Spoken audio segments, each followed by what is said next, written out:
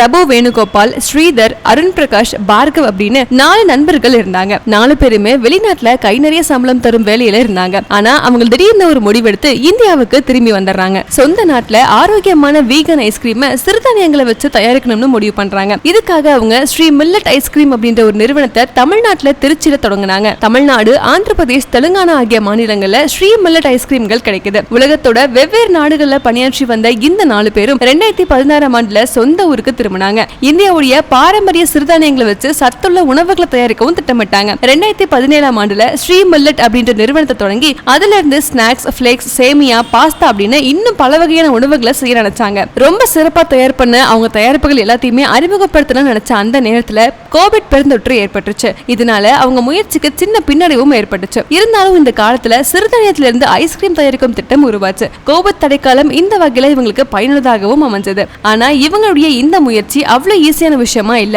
8 மாதங்கள் கடுமையான ஆராய்ச்சிகள், மேம்பாடுகளை செய்ய வேண்டியதுச்சு. இறுதியா அவங்க உழைப்பின் பயனா Sri house of vegan ice cream அப்படின்ற நிறுவனம் 2020ஆம் ஆண்டுல அறிமுகப்படுத்தப்பட்டுச்சு. ஆரம்ப காலகட்டத்துல 4 கிளைகளோட இயங்கி வந்த இந்த நிறுவனம் அடுத்த சில மாதங்கள்ல 10 முதல் 15 கிளைகளா விரிவுபடுத்தினாங்க. வீகன் தவிர அதிக ஊட்டச்சத்து நிறைந்த ஐஸ்கிரீமை தயாரிச்சு இளைஞர்கள் மத்தியில ஆரோக்கியமான உணவு பழக்கத்தை ஏற்படுத்த திட்டமிட்டாங்க. சிறுதானிய சாகுபடி தவிர உலகத்தோட மத்த நாடுகள்ல ஆரோக்கியமான வீகன் உணவுகள் பிரபலமாகி வருவதை அவங்க பார்த்தாங்க. ஊட்டச்சத்துக்கு தேவையானது மாறி வருவதையும் கவனிச்சாங்க. வீகன், லாக்டோஸ் அலர்ஜி இருக்கவங்களுக்கு பால் இல்லாத மத்த உணவுகள் தேவையும் பார்த்தாங்க. அப்படிப்பட்டவங்களுக்கு மாற்றா பாதாம் பால், ஓட்ஸ் பால் சரியா இருக்கும்னு முடிவு பண்றாங்க. இதனால இந்தியாவுல வீகன் உணவு உற்பத்தி செய்ய திட்டமிட்டிருக்காங்க. ஸ்ரீ மில்லட்டை தொடங்கிய சில ஆண்டுகள் வரைக்கும் சிறுதானிய லட்டுகள், குக்கி, சேமியா, ரவை ஆகியவற்றை தயாரிச்சு வந்தாங்க. அதுக்கப்புறமா சிறுதானிய உணவுகளை தயாரிச்சு தெலுங்கானா, குஜராத் மாநிலத்தை சேர்ந்த சில அரசு பள்ளி மாணவர்களுக்கு இலவசமா அதை கொடுக்க ஆரம்பிச்சாங்க. இந்த முயற்சி நல்ல பலனை கொடுத்ததால 300 சதுர அடி பரப்புல திருச்சியில ஒரு ஆலையும் அமைச்சாங்க.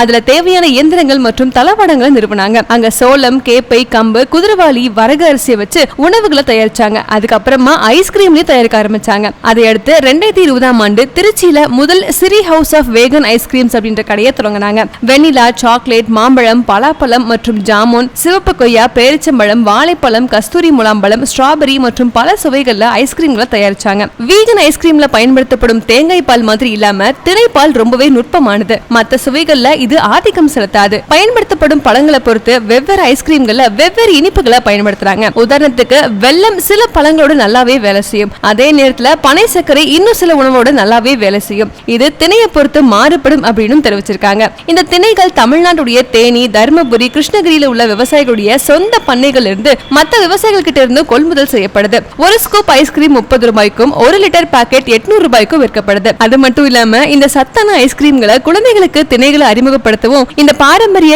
இந்திய தானியத்தின் மீது அவங்களை ஈர்க்கவும் ஒரு சிறந்த வழியா இருக்கும் அப்படின்னு அவங்க தெரிவிச்சிருக்காங்க.